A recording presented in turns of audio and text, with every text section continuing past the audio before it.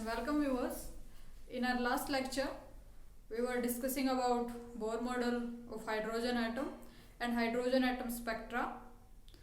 In this lecture, we are going to do some mathematics involved in the Bohr model of hydrogen atom. And after that, let us see today's content. In this lecture, we are going to first see the Bohr model of hydrogen atom with finite nuclear mass consideration. After that, we will calculate some frequent energy terms like energy, frequency, radiation, time period, etc. After that, we will see the variation in Rydberg constant due to finite nuclear mass. Then we will see the calculations for positronium, muonic, muonium and pionic atoms. And at the end of the lecture, we will calculate the binding energy of electron and the ionization potential, the meaning and the formulas for all these terms. So this lecture involved a lot of mathematics and a less theory. So stay with pen and paper, so it will be helpful for you. So let us first start with Bohr model of hydrogen atom and some calculations related to this. So first note it down. Today's topic are like, so let me first erase.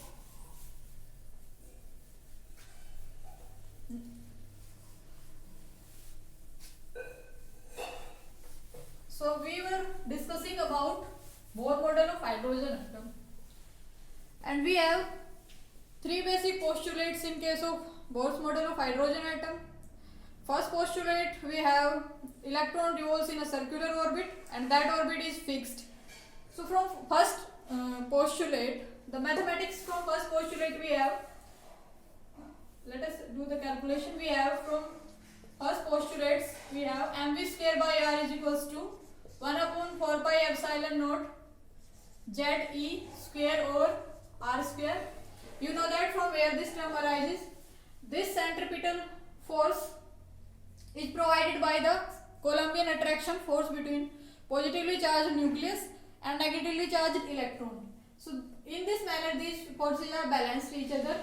So on solving this equation by cancelling r to r, we left with mv square is equals to 1 upon 4 pi epsilon naught ze square over r.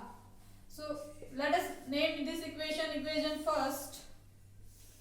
Now from Bohr's second postulate, what we have is second postulate were about the angular momenta, quantization of angular momenta.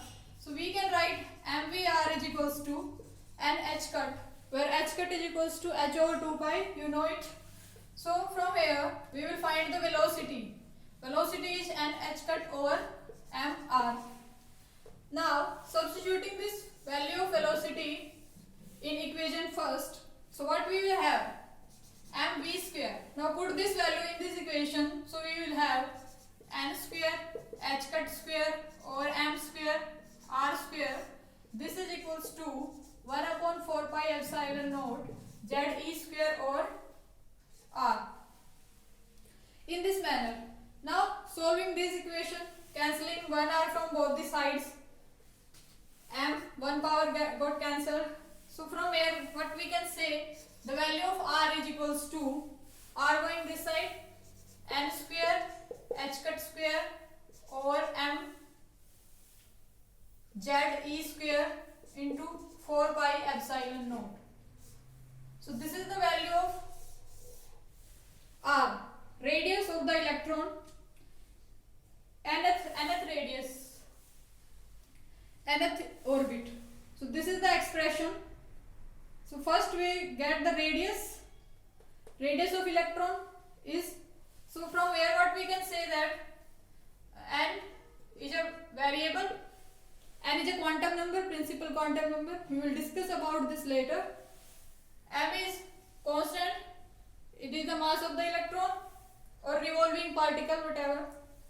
Z is constant for an atom, E is constant, h cut square constant, these terms are constant. So Rn comes out to be directly proportional to n square over z or A naught, where A naught is this term.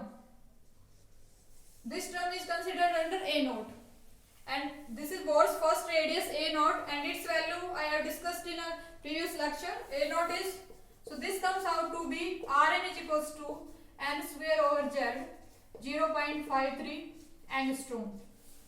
So this is the radius for nth orbit for any atom of z nuclear mass. So from this we calculate the value of radius. Next, let us put this value in a separate side. Next we will find the velocity. So first we find the radius, next we will see velocity of electron. So from this equation we have velocity is nh cross over mr. So putting the value of r from this equation 3. Substitute the value of r from 3 to second. So what we will have, v is equals to nh cross over m. The value of r is n square h cut square 4 pi epsilon naught over m z e square. So this is the value of velocity. So you can see that m is cancelled, n is cancelled, h cut 1 power got cancelled. So velocity is equals to z e square over n h cut 4 pi epsilon naught. So we can say that velocity is equals to z by n. So this is the relation between velocity and atomic number z. So this is the relation. So from this relation we can say that velocity is independent of mass. So radius dependency over mass is radius was inversely related with the mass. So from here radius was inversely related with the mass number. But velocity is independent of mass. So we can write velocity is independent of mass.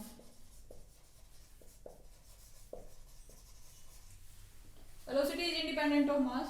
So what we calculated from Bohr's postulate? First we calculated the value of radius of electron in nth orbit. Then we calculated the velocity of electron in nth orbit.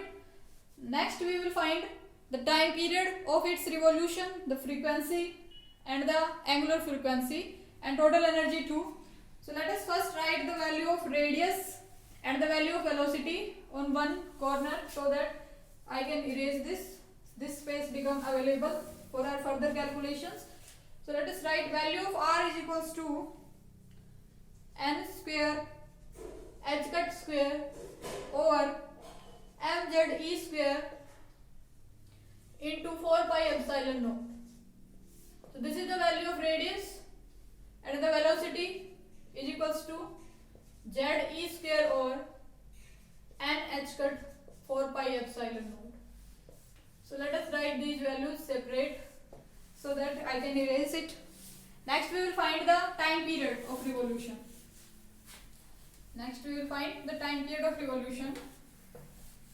So time period, you know that what is time period of revolution? Time period of revolution. Next is time period, represented by T. So you know that these are the calculations based on Bohr's assumption that nucleus is infinitely heavy. All these calculations are doing on the basis that nucleus is infinitely heavy. These are infinitely heavy nucleus. So means the nucleus is at rest and the electron is revolving and the mass of the nucleus is very high as compared to the electron.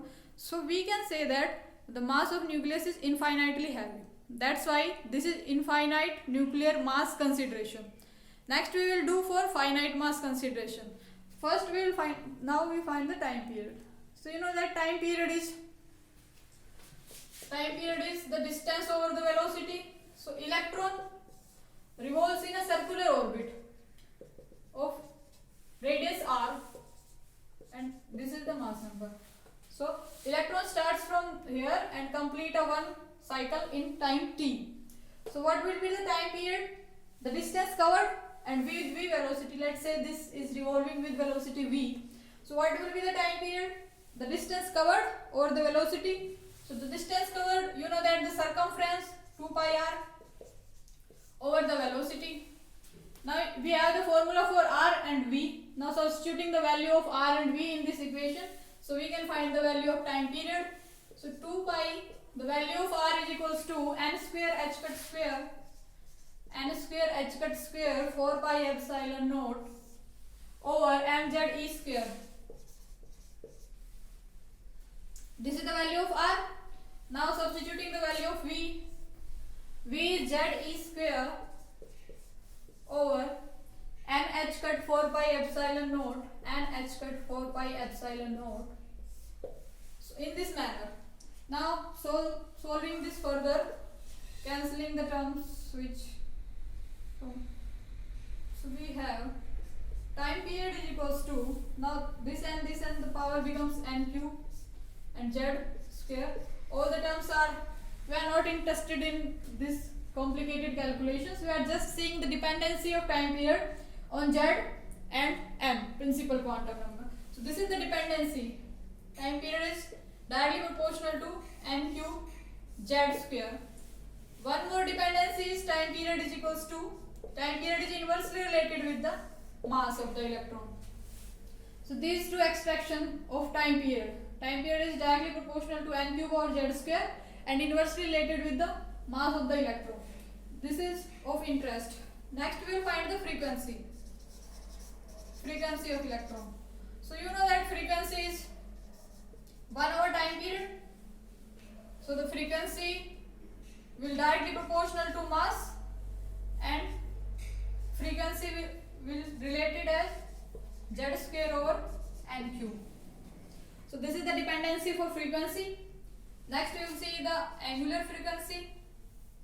Angular frequency, you know that angular frequency is frequency omega, represented by omega.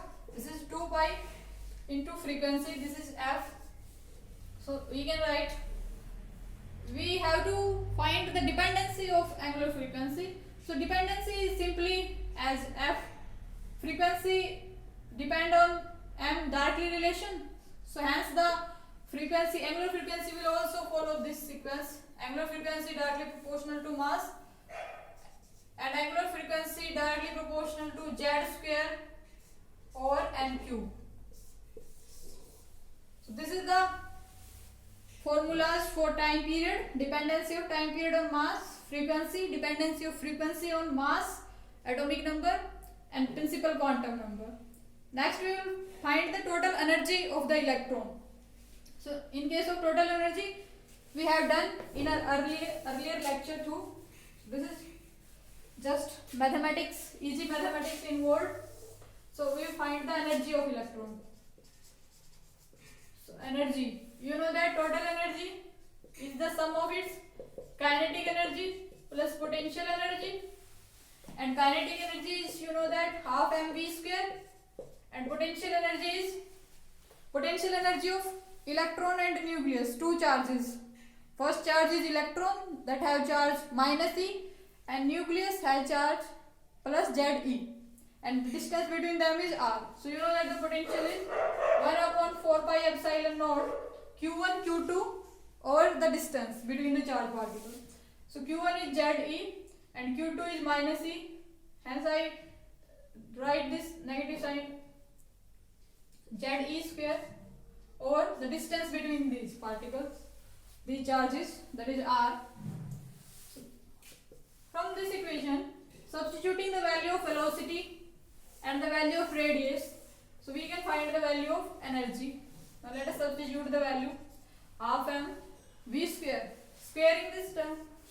This is z square e raised to the power 4 over n square h cut square 4 square pi square epsilon naught square. This is v square, this is half m v square minus z e square over 4 pi epsilon naught r. the value of r is n square h cut square 4 pi epsilon naught into mz e square. So this is the value.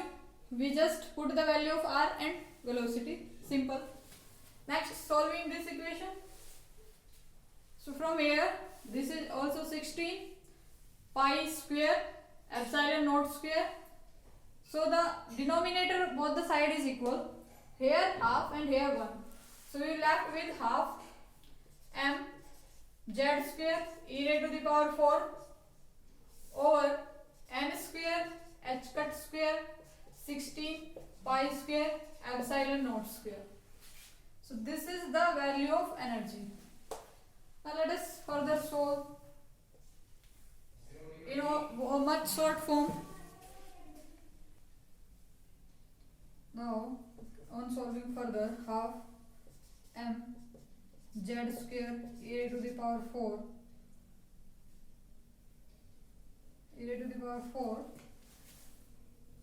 n square h square h cut, we can write h cut h square over 4 pi square 16 pi square epsilon naught square. So now solving this equation, we have pi square 4 4 ja 16. Now we left with minus of m z square e raised to the power 4 twice of n square h square. This becomes 8 times 8 n square h square epsilon naught square. So this is the value for En. So now multiplying this with Hc and dividing with Hc, so we can make this term r infinity. So now let us write minus of m e raised to the power 4 8 n square h cube epsilon naught square n square h cube epsilon naught square c into hc z square. On further rearranging, so we have r infinity is equals to, we are writing this equation in form of r infinity. So we can write it minus of r infinity hc z square over n square. So we can see that r infinity is the term. So r infinity, the value of r infinity is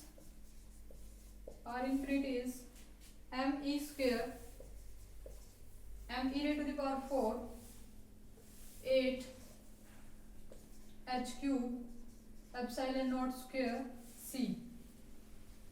So this is r infinity.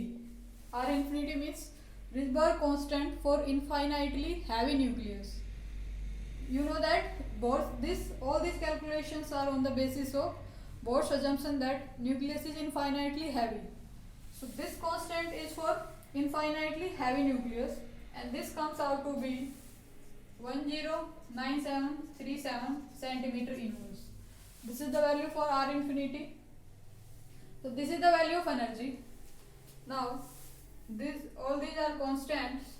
So this comes out to be minus of 13.6 z square over n square. So this is the calculation for energy, and the dependency of energy on mass is directly proportional to mass. From here you can see that energy is directly proportional to mass. So these are the formulas for the infinite nuclear mass consideration. So let us first write step by step all these formulas. So we find the time period. So dependency of time period is inverse on mass. Dependency of frequency is directly. Angular frequency is also directly related with the mass. Energy is also directly related with the mass. And radius is inversely related with the mass.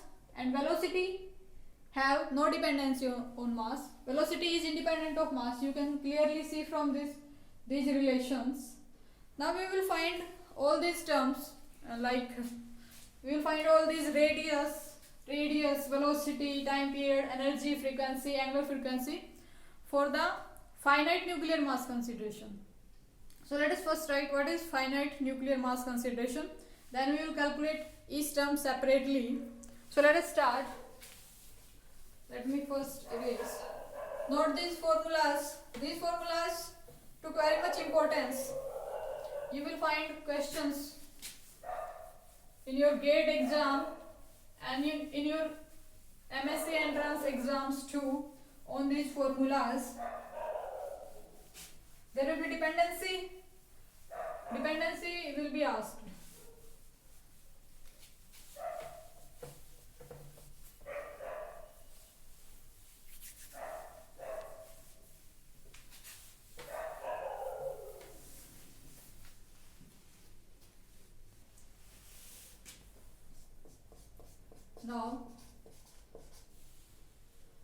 Now the consideration on finite nuclear mass. So we will calculate finite nuclear mass, Bohr's finite nuclear mass consideration.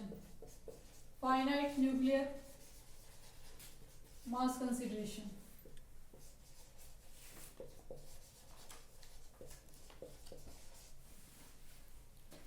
So you know that in case of finite nuclear mass consideration, what is taken, the mass of the nucleus is comparable with the mass of the electron or the particle that is revolving around the nucleus. So in this case, we can't take the mass of nucleus as infinitely heavy, or you can say that we can't say that nucleus is at rest and electron is revolving around the nucleus. We can't say this. So this is the finite mass consideration.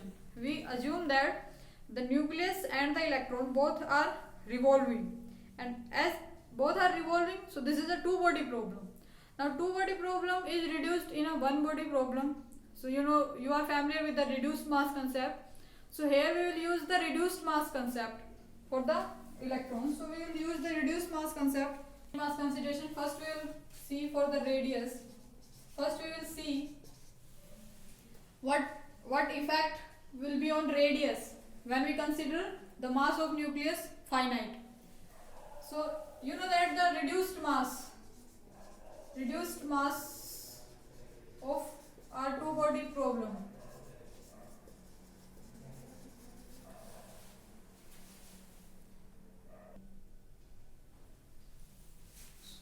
reduced mass of two-body problems. If you have two bodies of, let's say, first of mass m1 and second of mass m2,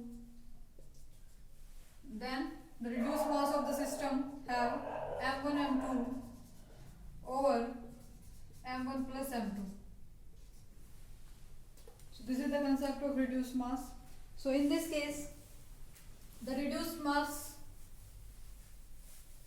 for the nucleus and the electron will be m1 m2, whatever is the mass of nucleus and the electron, over m1 plus m2. So in case of, so now we will see the effect of this finite nuclear mass consideration on the radius. So what will be the effect? So you know that radius formula is, radius is inversely related with the mass. So radius, first is radius. So you know that radius is inversely related with the mass. So from here, let us say r dash is the radius with finite nuclear mass consideration, new radius. So now r dash will be inversely related with the reduced mass. So from these two equations, what we can say that r over r dash is equals to mu over m. So if we have to find the r dash, so r dash will be m over mu r. So this is how the effect of finite nuclear mass on the radius. So radius is modified in this manner. So we know that r, the value of r, so r dash will be m over mu. The value of r is n square a naught. A naught is 0.53 over z angstrom. So this is the value of the radius after considering nucleus of finite mass. So next we will see the effect on velocity.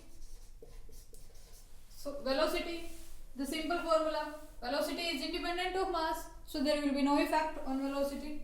So velocity will remain same. There will be no effect of finite mass consideration on velocity. Third, we will see the time period, effect on time period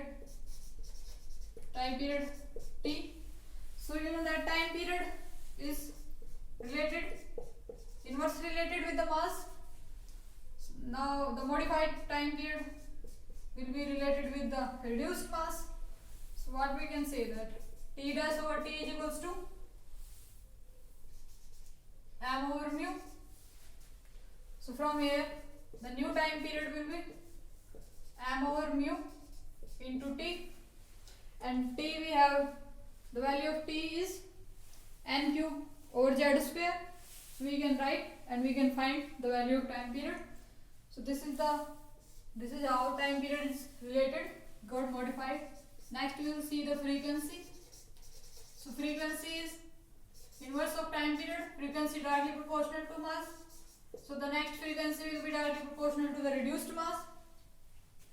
So the new frequency, that is f dash. So f dash will be mu over m into f. So this is how the frequency, time period, and angular frequency. Angular frequency you can easily find. Angular frequency omega is 2 pi into this frequency. So the dependency for angular frequency will come out to same, this value. So we have seen the effect on radius, velocity, time period, frequency. Next we will see the effect on total energy. So how energy get modified by the finite mass consideration. So note these formulas down. These formulas are very much important. So now I think I should erase. Next we will see the effect on energy. So dependency of energy on mass. You remember dependency of energy on mass? Energy was directly related with the mass. If you remember, energy we calculated, energy is equals to minus of R infinity Hc z square over n square. R infinity contains m e raised to the power 4. So R infinity contains m. So from here we have energy directly proportional to mass. So the new energy will directly proportional to the reduced mass. So in this manner E dash over E will come out to be mu over m. So the new value of energy E dash will be mu over m into E. So this is how.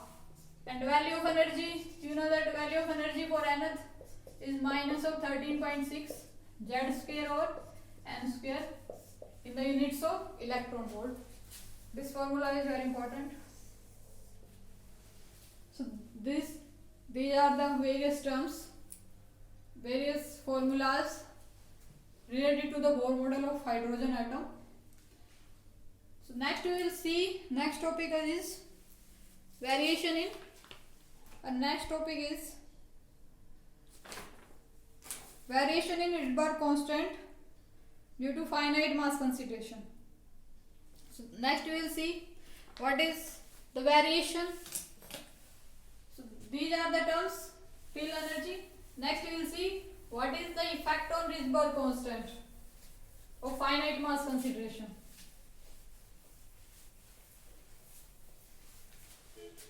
So now variation in Rydberg constant, Rydberg's constant due to finite mass consideration, finite mass consideration.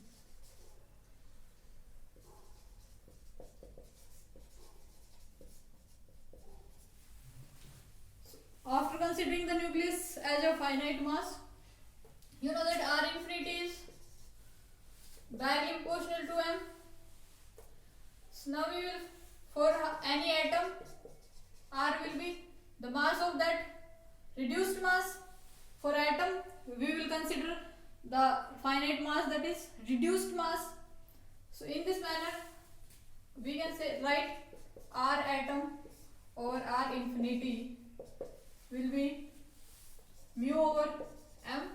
So if we have to find R atom, then we can find mu over m into R infinity. So this is how the Rydberg constant varies. Now let us calculate the value of Rydberg constant for hydrogen atom. So hydrogen atom, in case of hydrogen atom, first we have to calculate the reduced mass. So reduced mass for hydrogen atom we know that a proton, a electron. So the reduced mass will be m1 m2. m1 is mass of the nucleus. Mass of the nucleus contains a single proton. And also know that the mass of the proton is 1836 times the mass of electron. So we will write the m1 will be mass of the nucleus, that would be